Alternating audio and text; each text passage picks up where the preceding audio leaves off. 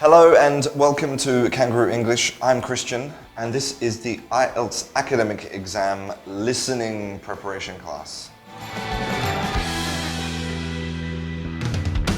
Now, can I teach you listening? No. Can the best English teacher in the world teach you listening? No. Listening is practice, practice, practice, okay? There are no shortcuts or tricks to listening. But thankfully, we live in an amazing world. Now you have access to videos on YouTube, podcasts, internet radio stations, everything you need to listen to your favorite subject in English. Now, maybe you have some audio listening CDs from your exercise book. Well, okay, these CDs normally are very boring, and not only are they boring, but they don't reflect how real native people speak, usually, okay? And we know that in the IELTS exam, the materials are taken from real sources, okay? So it's important that you listen to a wide range of accents: Americans, Canadians, Australians, English people, Welsh people, Irish people, because any of these accents could be in the exam. And also, you need to hear people speaking naturally, not speaking like on the CDs. So, what are you interested in? Are you interested in history? Well, watch some documentaries on YouTube about history. Or are you interested in engineering? There are lots of videos, tutorials, podcasts, radio stations about engineering. Okay, find something you're interested in. You must enjoy your listening, otherwise it will become a chore. But having said that, when the exam does come close, do go to the official IELTS website and actually listen to some of the exam material so you have an idea of the format of the exam. Now, if you are prepared for the exam, let's talk about some techniques that you can use. Okay, so first let's look at the format of the exam. So we can see that it's 30 minutes long. It consists of 4 monologues and conversations. So monologues are just one person speaking on their own, and a conversation is between 2 or more people.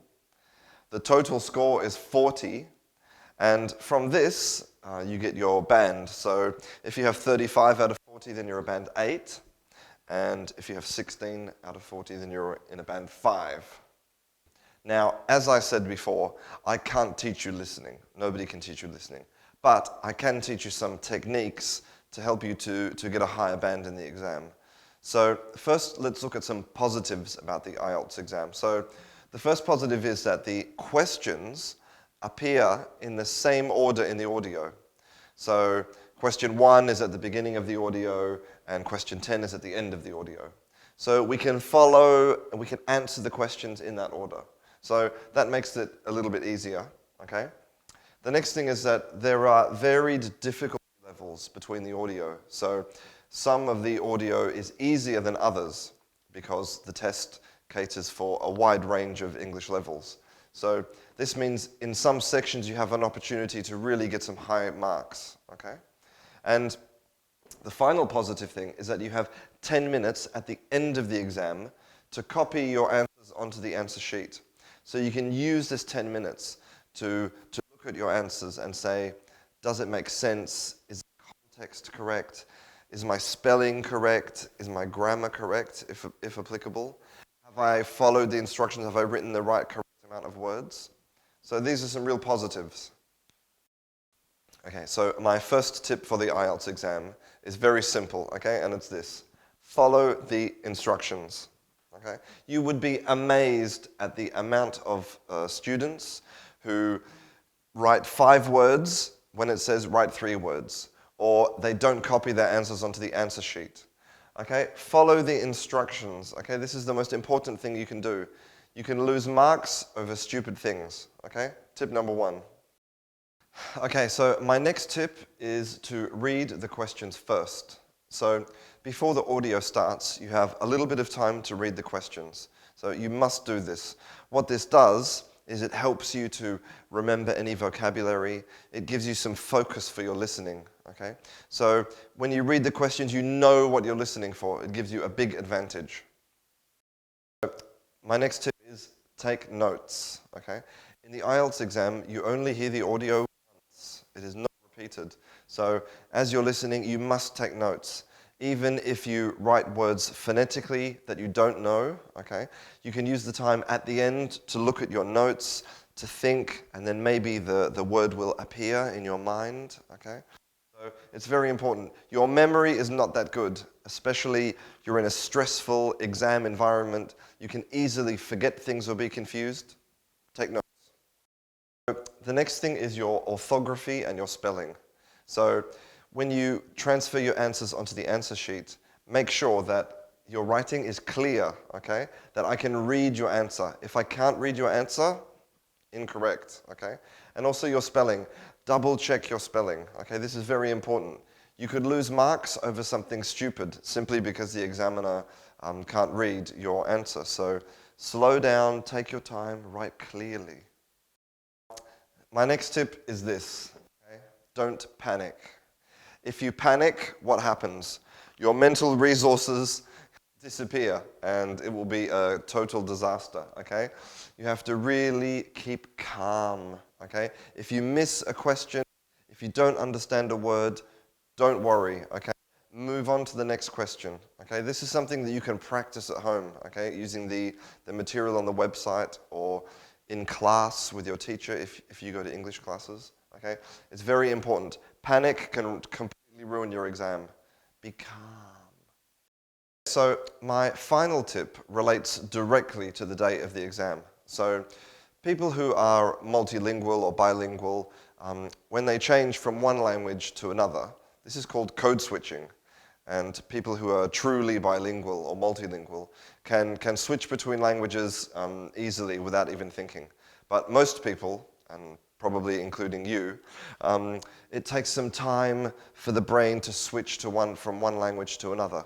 So on the day of the exam, you want to be already in English before you sit down to do your listening. So I would recommend on the day of the exam, get up in the morning, maybe read some English text if you have some, or read the news in English that day.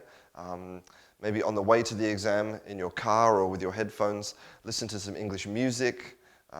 Before you're waiting to go into the exam, talk to the other candidates in English. Okay, so you want to be completely switched into English before you sit down to listen. Okay, this will really help you. Okay, so now let's sit down and actually do a sample paper from the exam, and you can see these techniques in action.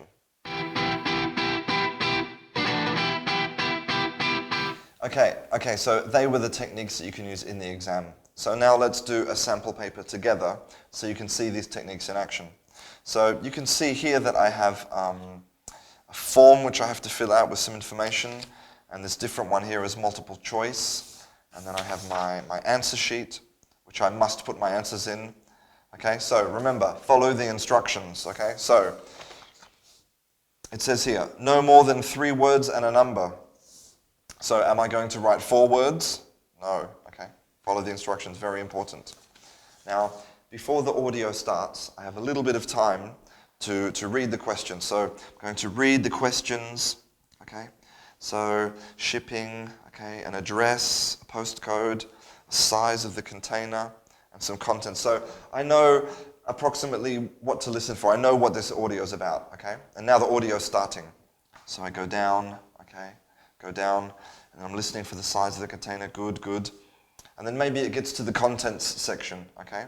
And I hear a word, but I'm not sure. So I write the phonetic, okay? Oos, okay? Now, do I panic if I don't know what this word is? No. I just skip over it, okay? I forget about it. I've got the phonetic here, or maybe I have nothing. It doesn't matter. It's not important, okay? If you panic, you will miss the next questions, okay? So just be calm, okay? I have my oos, and then I finish. I write the value. Okay, good. Now, this is why it's important to have your notes, okay? Because now, at the end of the listening, I can come back and say, okay, something contents with clothes that sounds like oos. What could it be? Shoes. Okay, so now I have my shoes. Okay, so I put my shoes. I can put it here on the answer sheet. Okay. Now, be careful with your writing. Okay, your writing must be clear.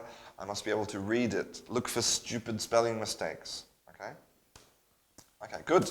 So now the next one. So again, this is a little bit different. Okay, this is multiple choice. So I have a little bit of time to before the audio to read the question. So read. Okay, read. Yes. Okay, good. Now I'm ready. The audio starts. Okay, now here I can take notes. Definitely. Okay, definitely. Definitely.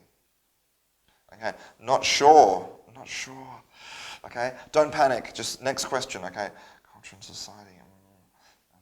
Yes. Maybe I can write some key words. Maybe he says surely, or maybe he says definitely, or maybe he says absolutely. Okay, so I'm going to write these down. Okay. Okay, good. And then I can use my time at the end when I'm transferring onto the answer sheet to look at my notes. Okay, and to think about what I wrote. So that was the sample paper in action with the techniques that we talked about earlier.